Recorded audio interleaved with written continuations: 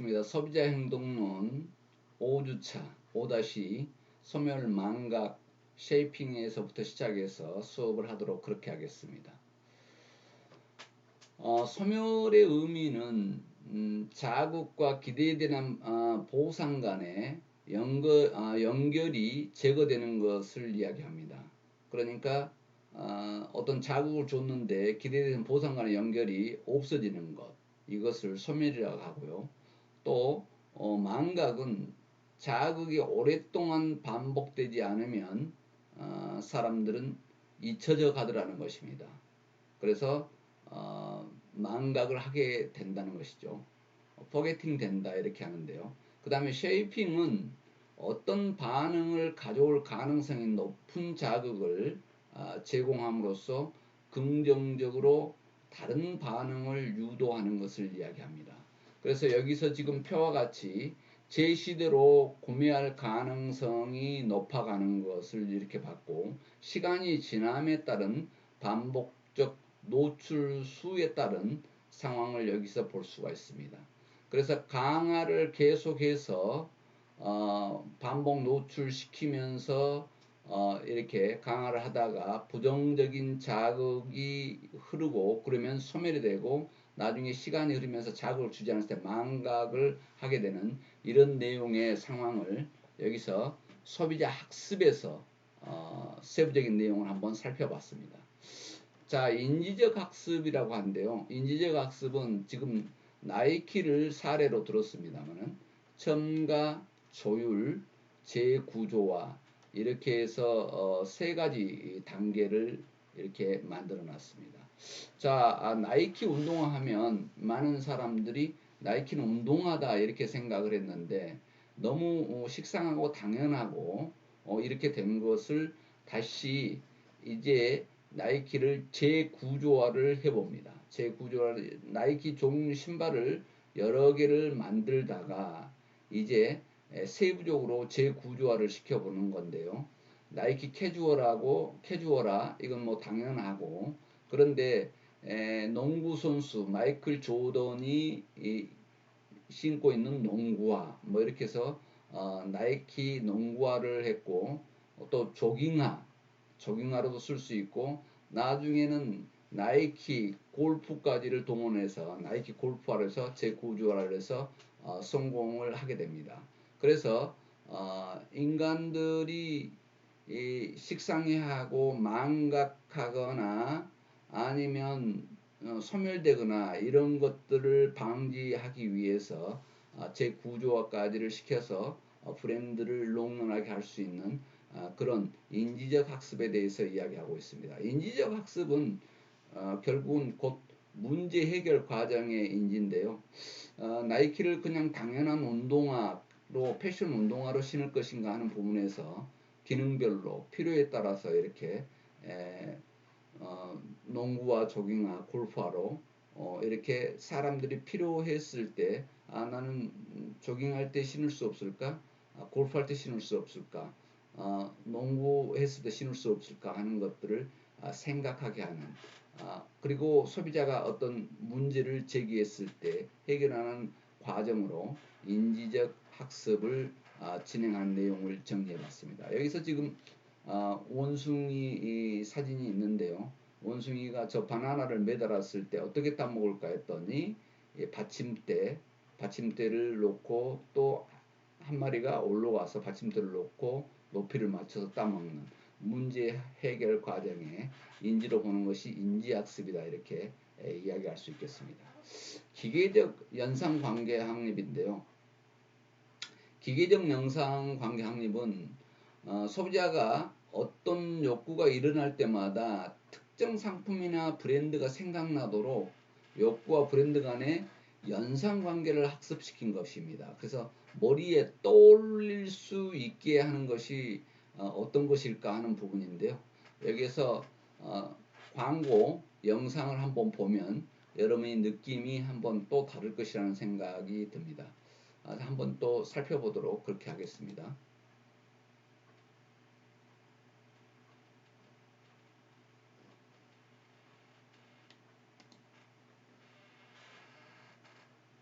우리 집엔 아이가 둘이에요. 작은 아이, 큰 아이. 저기요. 세상에서 제일 사랑하니까 상처 없이 지켜줄게. 식물 성분 마더스케어, 마데카솔케어. 자, 여기에서 상처 치료에 좋다는 마데카솔인데요. 그래, 상처가 났을 때 뭘 사지?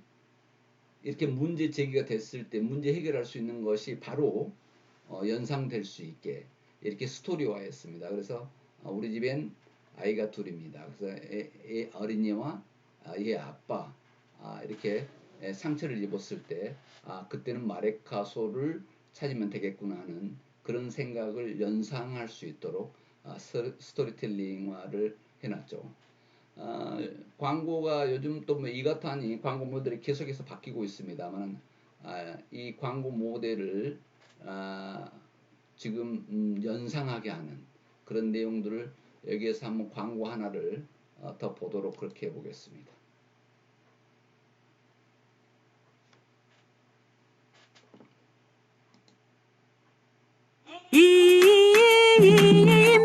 잇몸이 이가탄. 쉽고 듣고 맛보고 즐기고 쉽고 듣고 맛보고 즐기고 붓고 시리고 피나는 잇몸병에 이가 탄. 잇몸 튼튼 이가 탄탄. 이가탄 잇몸. 딱 좋아. 명인제약 이가탄. 자, 방금 이가탄 광고를 봤는데요. 여기에서도 이가 붓고 시리고 아프고 했을 때는 어떻게 하지? 맞아, 그랬을 때 그때 광고를 연상하게 됩니다. 그래서 이가탄을 사야 되겠구나 하는 생각을 하게 된 것이죠. 그래서 어떤 욕구가 일어날 때 지금 잇몸이 아프다 뭐 이렇게 했을 때 이가 시린다 뭐 붓는다 잇몸이 붓는다 뭐 이렇게 했을 때 연상이 바로 될 수 있도록 하는 것, 이게 기계적 연상 관계 확립이다 이렇게 생각하면 되겠습니다. 그러면 얼른 소비자는 그게 학습이 돼서 연상이 다시 머릿속으로 떠오른다는 것이죠. 상처가 났을 때 어떻게 하지? 그때 광고 나왔던 아빠와 어린이가 이렇게 상처가 났을 때 발랐던 마데카솔, 그리고 뭐 이가 붓고 시리고 아플 때 어떻게 하지 했더니 그때 광고를 연상을 시킨다는 것입니다. 그래서 기계적 연상 관계를 확립시키는데도 소비자는 학습되더라 하는 내용을 지금 연상 관계 학습에 대해서 사례를 보았습니다. 자, 이렇게 지금 소비자 행동에서 지금 학습에 대해서 수업을 하고 있는데요. 오늘 지금 광고 예시를 들었던 것은 연상 관계를 학습하는데 내용을 지금 설명하고 있습니다. 대리적 학습이 있는데요. 인지주의 학습과 행동주의 학습 이론의 양쪽 측면을 통합하는 학습이다 이렇게 되는데요. 이 학습의 한 특별한 형태가 대리적 학습이다 이렇게 보면 되겠습니다. 대리적 학습은 개인이 타인의 행동과 그러한 행동 결과를 관찰할 때 일어난다 하는 내용인데요. 예를 들어서 지금 다른 사람이 취하고 있는 모습을 본 다음에 일어나는 그런 학습을 이야기합니다. 그래서 예를 들어서 광고 모델 아니면 다른 사람 아니면 영화나 드라마 속에서 PPL 등에서 긍정적으로 이렇게 사용 모습을 발견한 경우 이런 것들입니다. 지금 여기서 지금 PPL에 대해서 여러분들이 모르는 사람이 있을까봐 밑에 각주를 달았습니다. PPL은 특정 기업의 협찬을 대가로 영화나 드라마에서 해당 기업의 상품이나 브랜드를 이렇게 보여주는 것, 이것을 이야기하는데요. 보통 요즘 여러분들이 TV 많이 보고 있는 게 시청률이 굉장히 높다는 조선TV의 미스트롯 내용인데요. 뭐 거기에서도 보면 닝티 같은 경우가 의도적으로 상표를 가리지 않고 마시는 것을 볼 수 있습니다. 그래서 그 방송이 시작되기 전에 일정의 광고를 포함하고 있다는 내용을 제시를 하고 노골적인 광고를 하는 것이죠. 그래서 영화라든가 드라마 속 아니면 어떤 TV 프로그램 속에 광고를 집어넣는 것입니다. 그래서 그 자연스럽게 광고 효과를 파급 효과 주기 위해서 하는 건데요. 이런 것들에서 저 사람이 먹는데 저 사람이 닝티를 마시는데 나도 마셔야 되겠다. 마시고 싶네. 어떤 것인데 저럴까 해서 그때 미스트롯에 나왔던 그때 출연했던 사람들 이런 사람들 그것도 유명 가수가 마시기도 하고 거기 출연했던 가수가 마시는 닝티를 보면서 나도 한번 먹어봐야 되겠다는 생각을 하는 것 이런 것들을 지금 우리는 대리적 학습이다 이렇게 보고 있습니다. 또 뭐 잡지를 보면서 드라마를 보면서 유명 연예인이 입었던 것 패션을 생각하거나 아니면 선글라스 생각하거나 아니면 헤어스타일 뭐 이런 것들을 학습해서 한번 나도 해보고 싶다던가 이런 생각을 갖게 하는 것 이게 대리적 학습이다 이렇게 생각하면 되겠습니다. 이런 내용들은 아주 광고에서도 중요한 효과를 내기 때문에 많이 사용하고 있기도 합니다. 그래서 뭐 연예인 이름에 무슨 팔찌, 연예인 이름의 귀걸이, 연예인 이름에 무슨 선글라스, 안경, 아니면 뭐 연예인 이름의 뭐 액세서리 이런 것들을 여러분이 볼 수 있는데요. 뭐 심지어는 명품에서도 명품에 별도 이름이 있는데도 유명 연예인의 이름을 엮어서 이렇게 명명하기도 할 정도로 대리학습은 아주 소비자 행동을 하는데 중요한 내용으로 작용을 하고 있다 이렇게 보면 되겠습니다. 그래서 개인이 타인의 행동과 그러한 행동의 결과를 관찰할 때 대리학습이 일어난다 하는 내용을 우리는 여기서 수업하고 있습니다. 그래서 기업은 이런 것들을 이용을 해서 PPL을 만들거나 아니면 광고 모델을 이렇게 선정적이거나 눈에 띄도록 돋보이도록 유니크하게 하거나 이렇게 해서 보여주는 그런 내용을 우리는 볼 수 있습니다. 그 다음은 소비자 기억인데요. 기억은 통상적으로 의미 기억, 일화 기억, 절차 기억 이렇게 세 가지로 구분하는데 장기 기억 속의 정보는 과거 사건에 대한 일화 기억을 반영하는 이미지로 저장된다 이렇게 주장을 하고 있습니다. 그래서 우리가 기억하는 사실과 개념을 나타내는 단어와 문장, 의미의 기억으로 저장하더라는 것이죠. 그래서 이 의미의 기억 이런 내용인데 삼양라면은 어떤 복고 마케팅이죠. 어떻게 보면 향수 마케팅 뭐 이런 것일 수 있는데요. 나이 드신 분들은 삼양라면을 알게 됩니다. 그 이유는 우리나라의 라면의 효시 가장 최초로 만들어졌던 브랜드는 삼양라면이었습니다. 그래서 삼양라면이 예전에 저렇게 노란색 아니면 빨간 바탕에 노란 글씨 저런 라면이 초창기에 나왔었는데요. 그래서 나이 드신 분들이 추억으로 그 삼양라면을 기억하게 하는 그렇게 하기 위해서 옛날 디자인을 그렇게 그대로 해놓은 겁니다. 뭐 여기는 우측에는 로봇인데요. 보통 뭐 오래된 애니메이션 만화 마징가 제트라든가 이런 것들이 향수 복고 마케팅이다 이렇게 생각하면 되겠습니다. 과거 사건에 대한 일화를 기억하는 것 그런 것들이 이미지로 저장이 돼서 의미 기억으로 소비자한테는 저장이 되더라.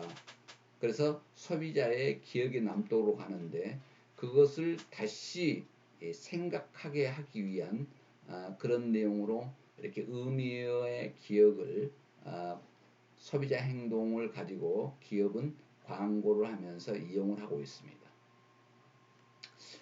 나이키에 대한 회상도 그렇죠.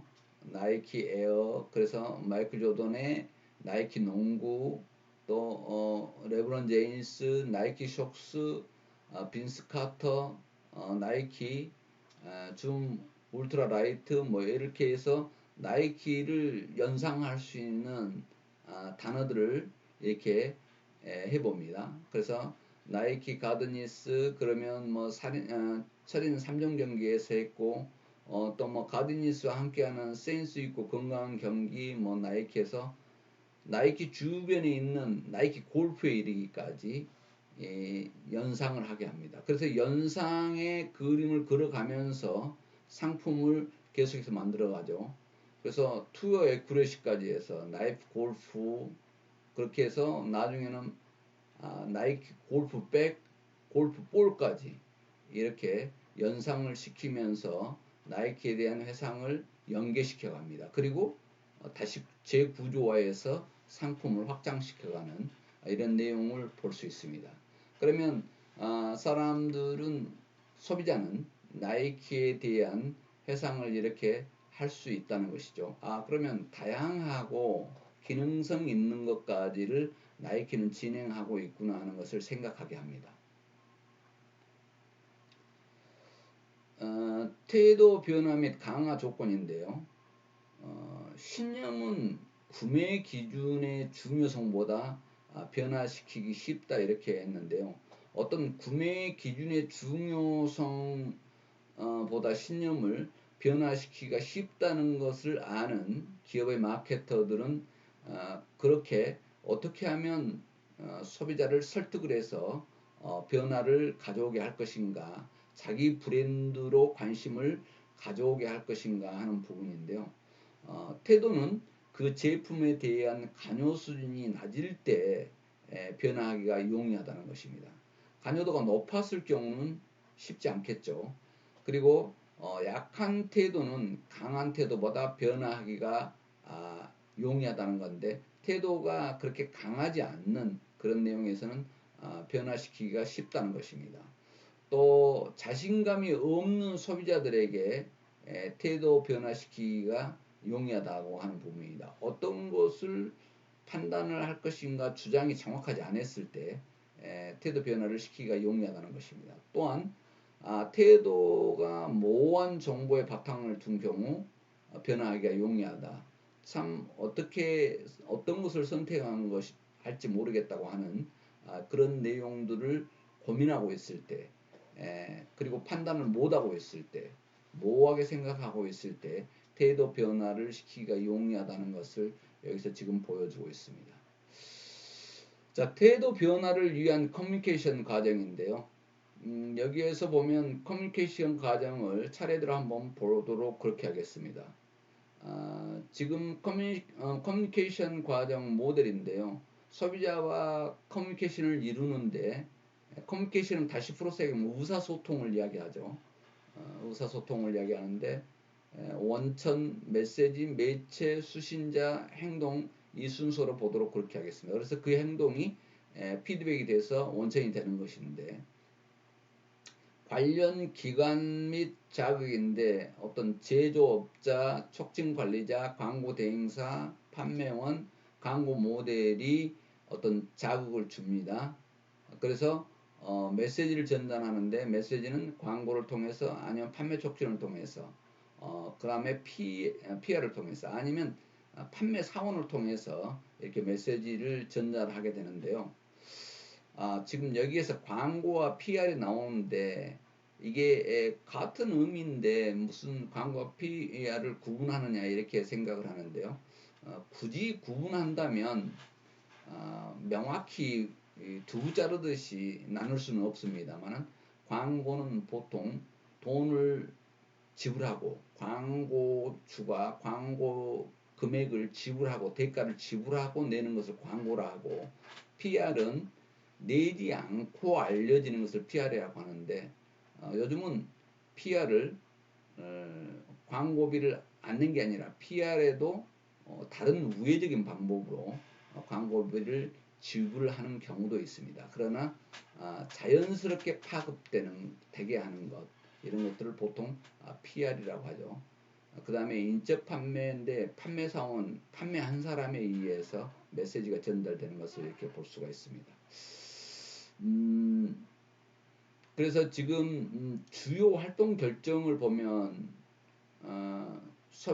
촉진 전략을 관리하는 소비자와 제품 관계 분석, 또 촉진 목표 예산 결정, 촉진 전략 설계 실행, 촉진 전략 평가 이런 내용들이 지금 관련 기관과 자극 원천에서 제조업자가 생각을 하고 촉진 관리자가 생각하고 광고 대행사가 생각하고 판매원이 아니면 광고 모델이 원천이 되는 것, 이 내용을 설명했습니다. 그 다음 메시지는 광고, 판매 촉진, PR, 인적 판매라고 그랬는데 촉진 커뮤니케이션을 기호화해서 적절한 의미로 커뮤니케이션 하기 위한 촉진을 설계를 많이 한다, 이렇게 생각하면 되겠습니다. 그래서 광고를 어떻게 해야 될 것인가, 판매 촉진을 어떻게 해야 될 것인가, PR을 어떻게 할 것인가, 인적 판매는 어떻게 해야 될 것인가, 어떻게 메시지를 전달해야 될 것인가 하는 촉진 커뮤니케이션을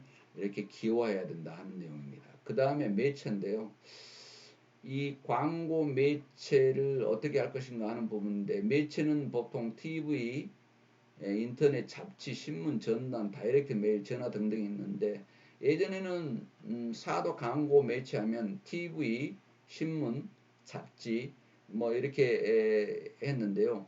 요즘은 인터넷 광고 매출이 굉장히 높은 것으로 이렇게 드러났습니다.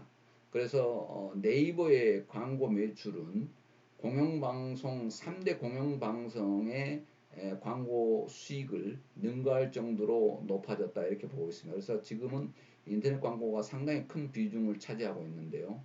그래서 우리가 생각을 했던 예전의 광고 매체 개념이 지금 바뀌고 있다, 이렇게 보면 되겠습니다.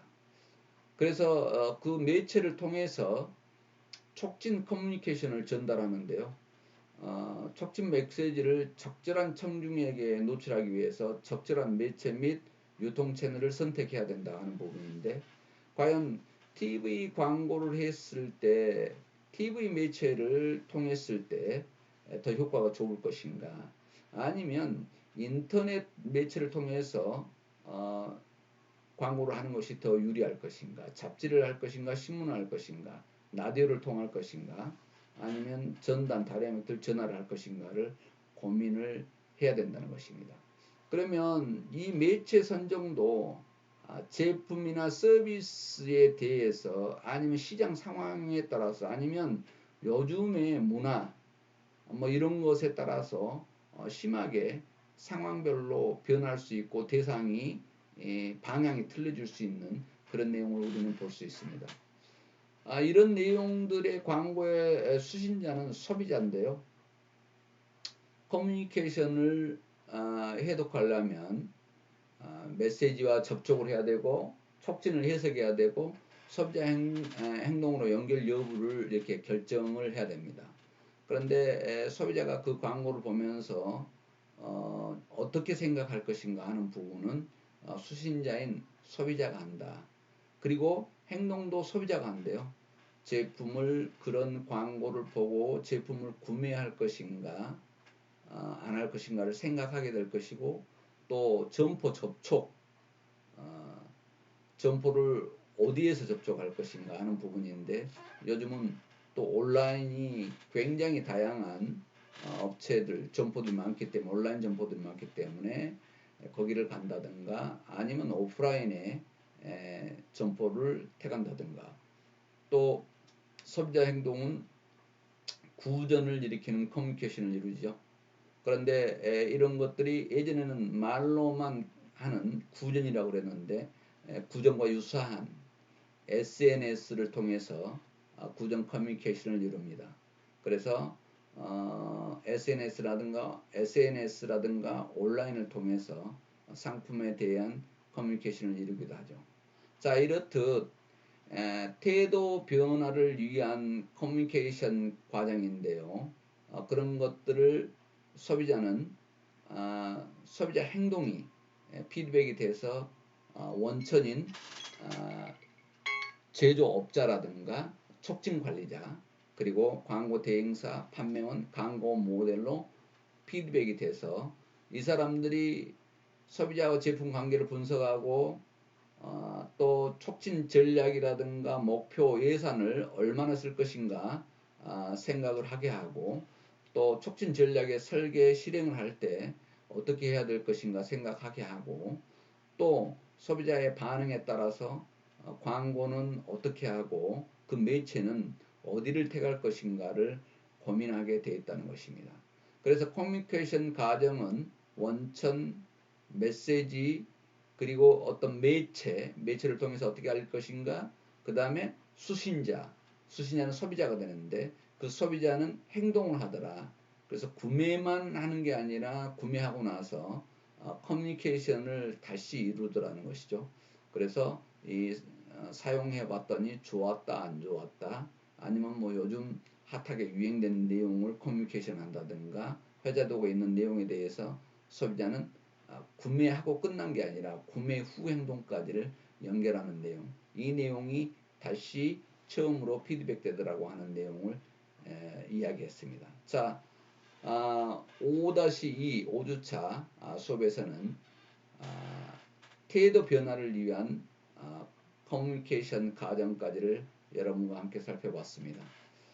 여러분 비대면 강좌 듣느라고 대단히 수고했습니다. 5-3에서 만나도록 그렇게 하겠습니다.